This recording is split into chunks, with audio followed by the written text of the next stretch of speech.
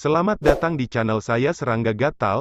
Jangan lupa di subrek, like and share. Mimin doakan semoga kita sehat semua. Oke, kita mulai. Sue Ying tidak terburu-buru untuk mengunjungi Black Rain Eden. Sebagai gantinya, dia turun ke dataran dan duduk bersila. Namun demikian, sosoknya tetap ilusi dan nyata pada saat yang sama ketika Sue Ying menggunakan dunia meraj untuk menjaga dengan waspada terhadap sekelilingnya.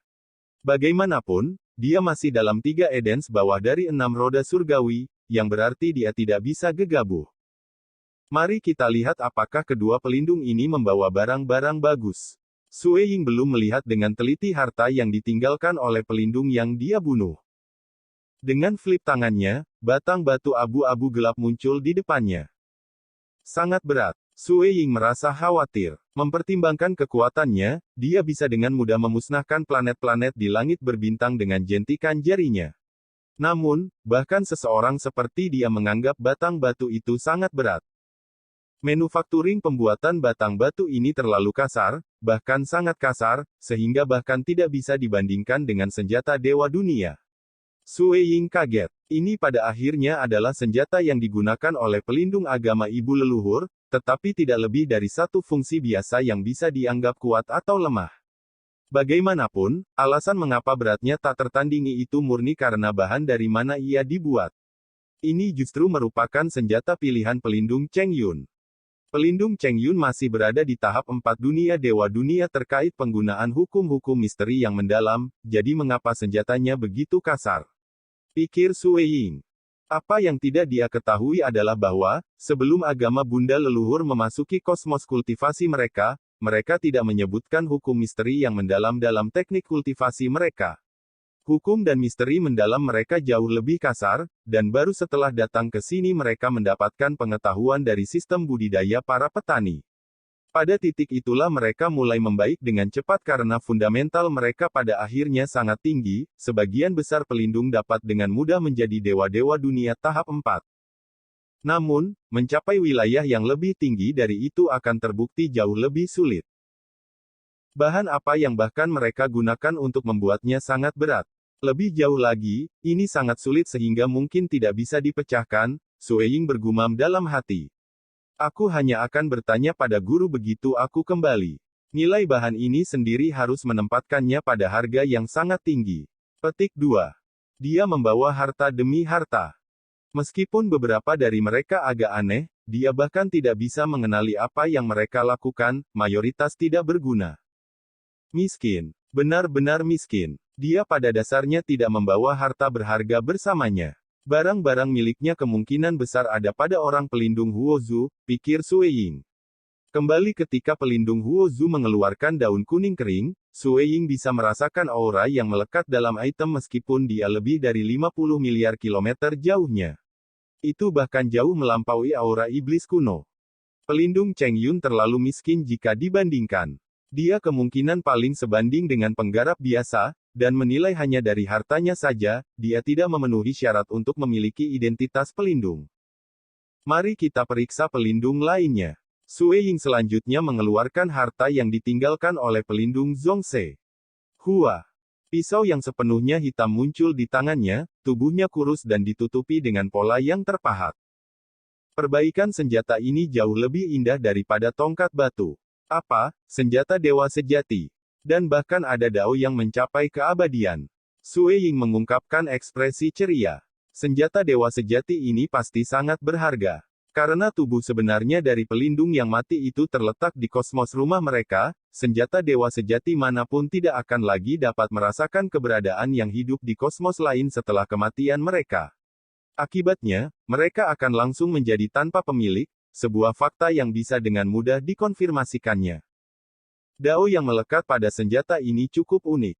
Sue Ying merasakan dunia kosong di dalam, serta cahaya bilah yang tak terlihat memancarkan aura tajam dan berdarah. Dao of Blade, kan? Sue Ying menebak. Terminologi seperti itu diberikan oleh para peladang. Dao Blade dewa sejati ini memiliki aura gila dan hiruk-pikuk yang tertanam dengan pembantaian. Pisau itu berusaha membunuh segala sesuatu yang ada di depannya, membunuh, tidak ada yang menghalangi jalannya. Niat membunuh benar-benar berat, mencapai batas iblis gila. Itu agak mirip dengan dao dari iblis di dalam abis kegelapan. Kalau begitu, aku akan menyebutnya pedang iblis. Sue Ying dengan santai menamakan senjata itu. Ini mungkin senjata dewa sejati yang mengandung dao slaughter tingkat keabadian, menempatkan nilainya sangat dekat dengan tombak ular darah, tapi dia harus sangat berhati-hati ketika memahaminya, karena bahkan sedikit penyelidikan senjata ini memungkinkannya untuk menyadari bahwa aura gila yang ditransmisikan dari dalam berusaha memengaruhinya.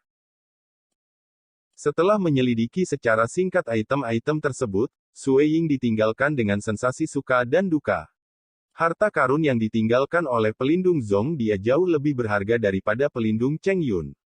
Dari jenis harta yang mereka miliki, dia dapat menyimpulkan bahwa mereka kemungkinan diperoleh dengan membunuh paragraf, atau melalui pertemuan ajaib dalam Six Heavenly Well.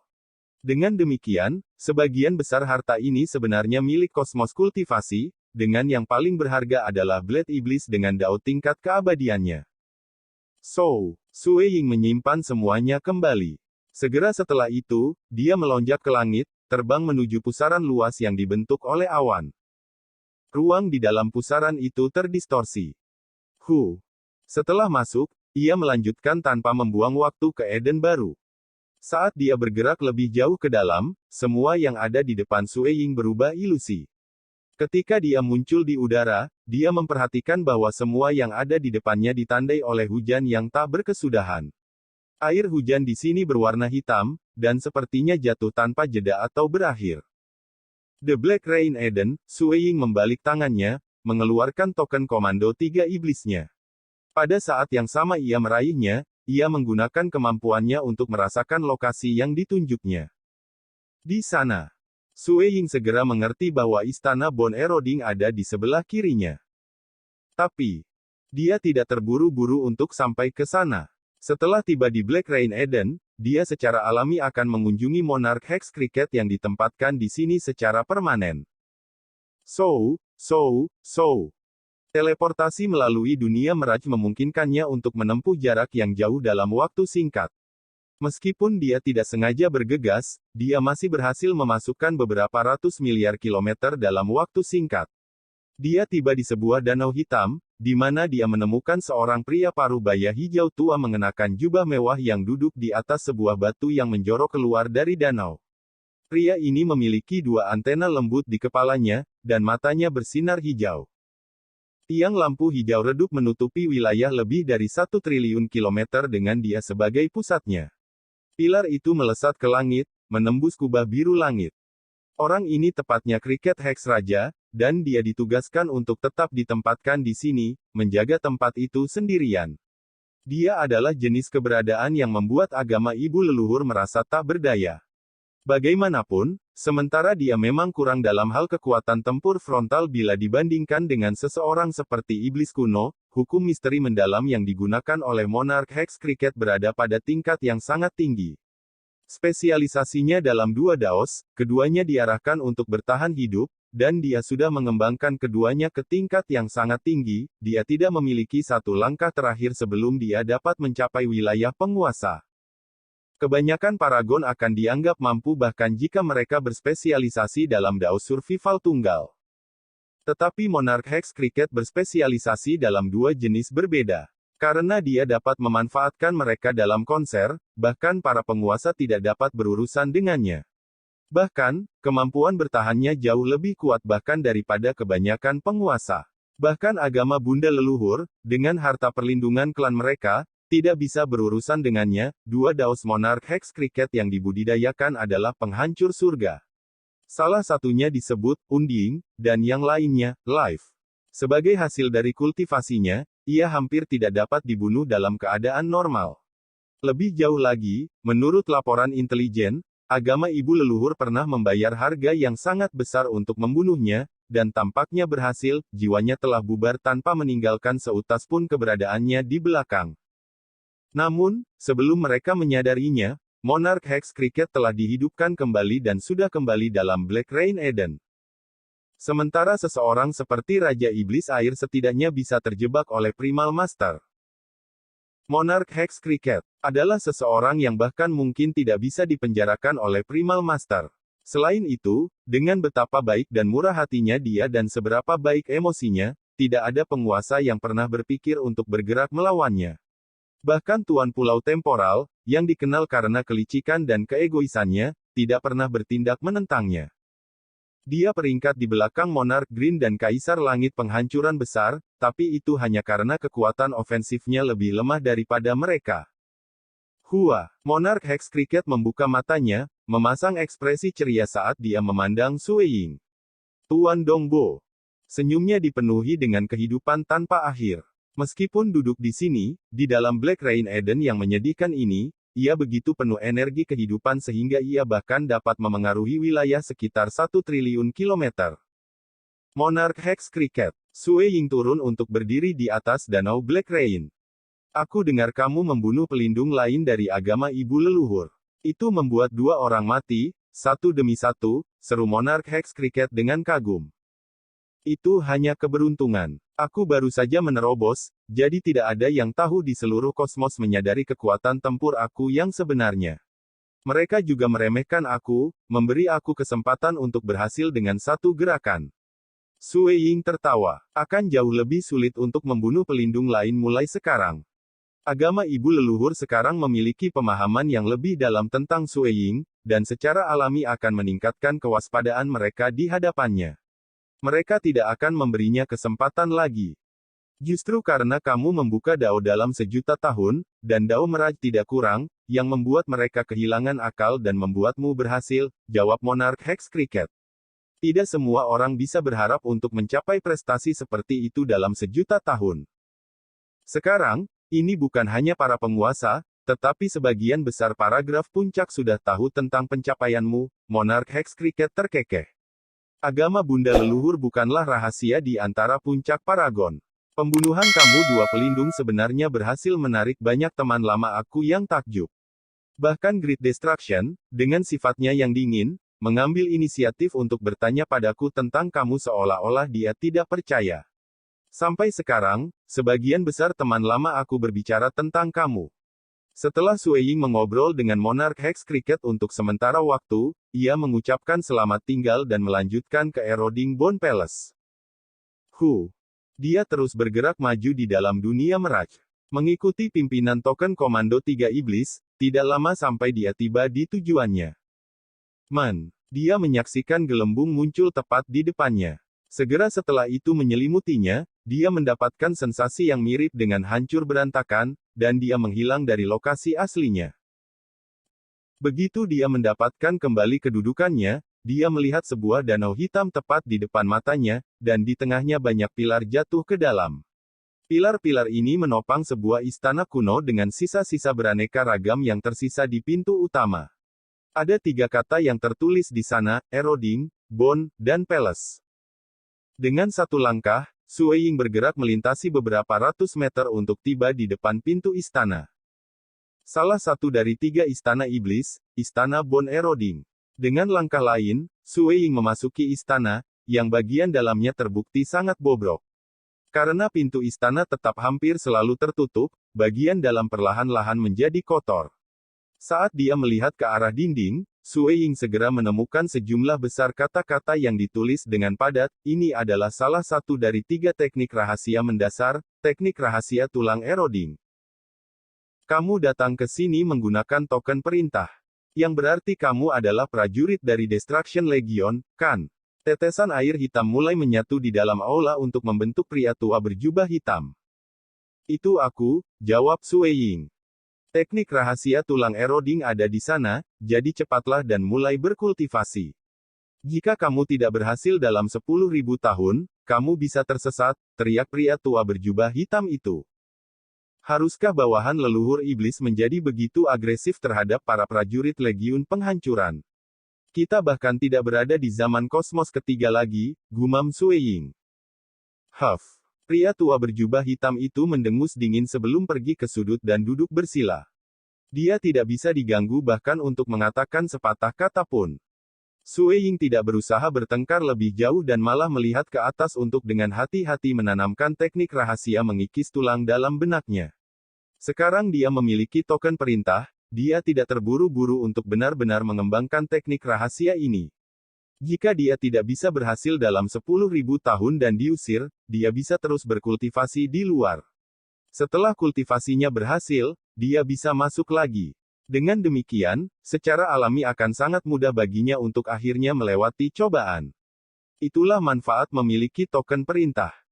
Dengan tanda seperti itu, dia bisa memasuki 3 istana iblis dari waktu ke waktu, dan dia akan memiliki banyak peluang yang dia butuhkan. Akibatnya, ketika ia memasuki istana pertama secara kebetulan adalah satu-satunya titik balik, karena ia harus berhasil pada percobaan pertamanya. Teknik Eroding Bone Secret. Sue Ying mengangguk ringan setelah selesai membacanya. Ini berjalan ke arah yang sama sekali berbeda dibandingkan dengan teknik rahasia darah pembubaran, tetapi mengolah tulang seseorang pasti akan menyakitkan.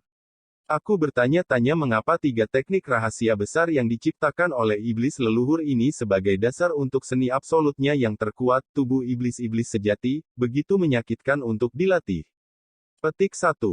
Teknik rahasia darah yang melarutkan, teknik rahasia tulang yang mengikis, dan teknik rahasia hati yang berkultivasi semuanya sangat menyakitkan untuk diolah. Teknik melarutkan darah dan teknik mengikis tulang kurang begitu penting karena mereka menargetkan darah dan tulang. Bahkan dalam skenario terburuk, rasa sakit hanya akan sedikit mempengaruhi jiwanya.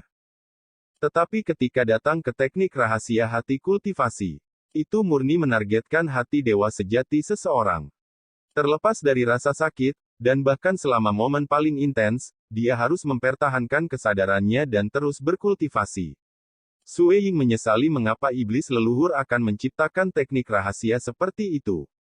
Dia layak statusnya sebagai eksistensi yang menciptakan Dark Abyss dari betapa unik cara-caranya menciptakan seni absolut. Aku akan mencoba memulai kultivasi aku sekarang. Semoga, aku akan berhasil dalam 10.000 tahun.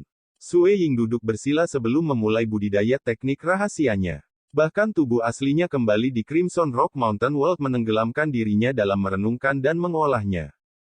Seiring waktu, tulang-tulang mulai berangsur-angsur menonjol dari kulitnya hingga terlihat oleh seluruh dunia. Faktanya, tulang-tulang yang berkilau dan tembus cahaya ini terhubung satu sama lain untuk membentuk seluruh tubuh.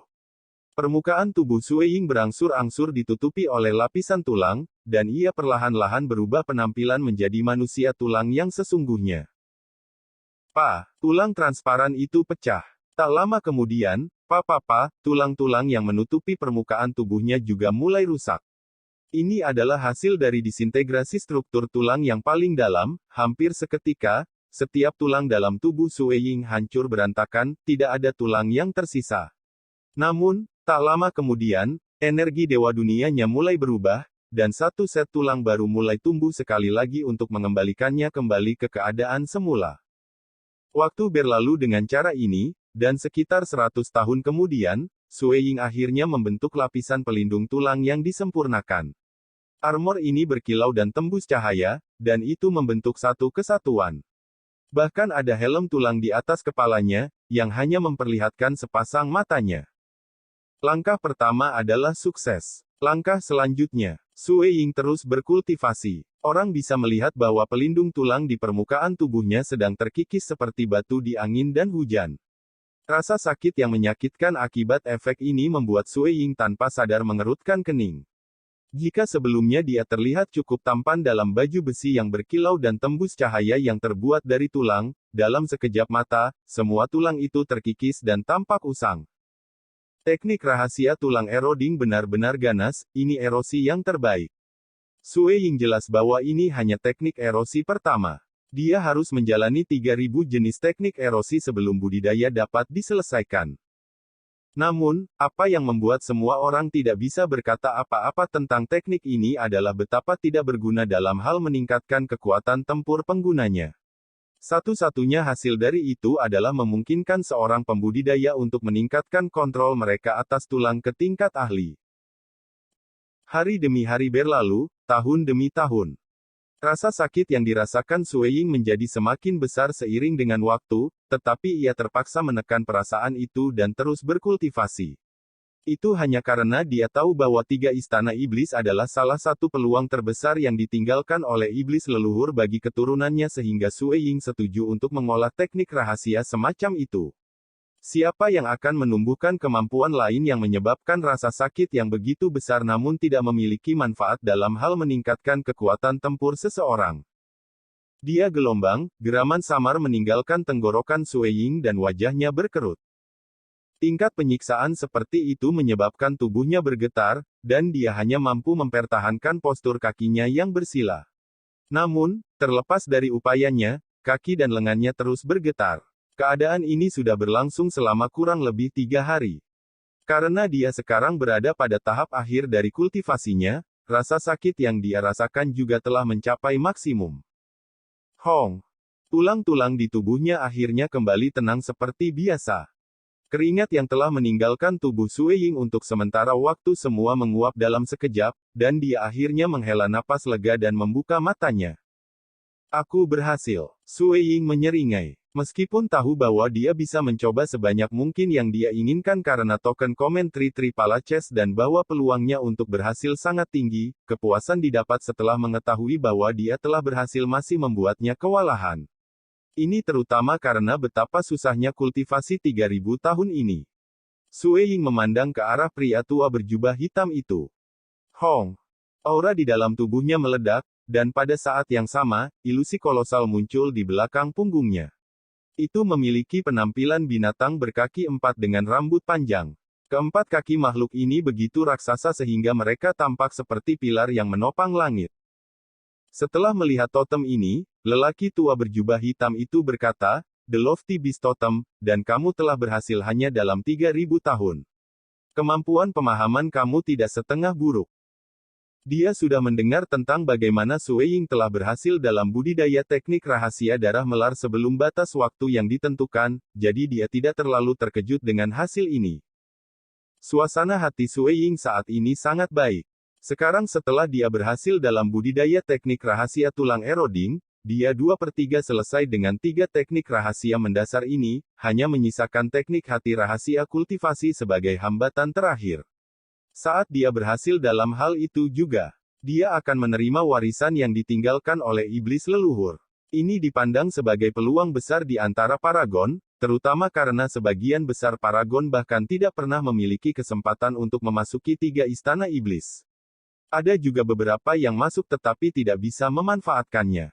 Lagi pula, menumbuhkan teknik rahasia dalam 1.000.000 tahun sebenarnya sulit bagi sebagian besar paragon. Setelah semua, sebagian besar paragon digunakan untuk budidaya lambat sebelum membuka dao mereka sebagai dewa sejati, dan bisa dengan mudah menghabiskan beberapa ratus juta tahun untuk melakukannya. Bagi orang-orang seperti itu, menumbuhkan teknik rahasia hanya dalam jutaan tahun memang agak sulit. Dan jika mereka gagal dalam upaya pertama mereka, harapan menerima kesempatan lain adalah nol.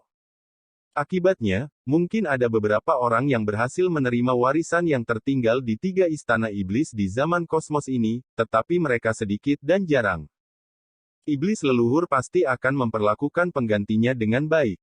Sue Ying sudah menantikannya. Dia kemudian melihat kembali pada pria tua berjubah hitam yang mengenakan ekspresi jelek, dan hatinya tidak bisa membantu tetapi tersentak. Aku mungkin seorang prajurit dari Destruction Legion, dan karena itu, aku tidak keberatan dengan perlakuan tidak adil ini saat ini. Namun, aku harap kamu akan berhenti bertingkah seperti ini setelah aku melewati semua cobaan di 3 istana iblis. Petik 2. Sekarang setelah kamu berhasil, kamu harus siap untuk pergi. Pria tua berjubah hitam itu melambaikan tangannya. Sebuah gelembung muncul yang menyelimuti Sue Ying, yang kemudian hancur berantakan dan segera menghilang dari istana. Sekian dulu update-annya, tunggu lanjutannya di channel saya Serangga Gatal, di subscribe ya guys. Terima kasih.